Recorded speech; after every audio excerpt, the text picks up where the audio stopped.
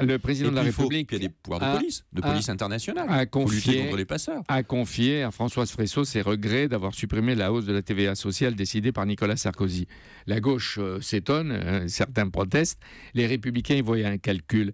Reconnaître ses erreurs, est-ce que c'est pas une force ? C'est une énorme faiblesse quand on est président de la République, parce qu'il vient de reconnaître qu'il a menti pendant 3 ans aux Français sur le sujet majeur qui est le sujet de l'économie. Son mea culpa, c'est la preuve d'un mensonge. Bah oui, bien sûr. Ça veut dire je vous ai trompé. Je vous ai dit que la meilleure des politiques allait être employée contre le chômage. Enfin, c'est pas une plaisanterie quand même. On est sur un sujet majeur pour la société française. Et je me suis trompé de politique économique. Moi, je veux bien, mais enfin, il y a des limites. En 2018, il reconnaîtra qu'en 2015, il s'est trompé.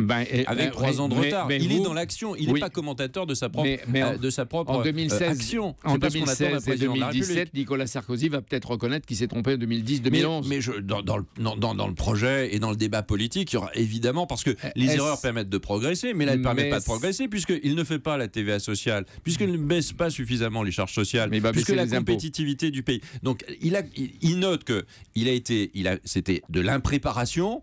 Et aujourd'hui, on est dans l'improvisation. Je ne suis pas sûr que impréparation et improvisation soient les deux meilleures méthodes pour gouverner le meilleur moment venu. Nicolas Sarkozy dira, lui, où il s'est trompé, il exprimera des regrets. Par exemple, il dit dans sa lettre aux Français, mon premier engagement est celui d'une démarche de vérité sur le passé comme sur l'avenir. Le moment viendra aussi de son inventaire critique. Moi, je ne suis pas pour les inventaires. Je lui demande, je sais que nous avons besoin de crédibilité. Nous avons besoin de retrouver de la crédibilité auprès des Français. Et les Français nous disent aussi, qu'est-ce que vous allez faire, mais comment vous allez le faire et pourquoi vous allez le faire. Et ça nécessite évidemment de regarder le passé, d'utiliser le passé pour progresser, de dire qu'il y a des choses qui n'ont pas été faites, qui doivent être faites, et puis il y a d'autres choses qui ont été faites. Et quand vous êtes président de la République, vous n'êtes pas en train sans arrêt de vous regarder le nombril, à savoir si vous avez réussi ou si vous n'avez pas réussi. Mais il ne corrige pas. Et demain, il fera le mea culpa sur le fait qu'il n'a pas réformé le Code du travail.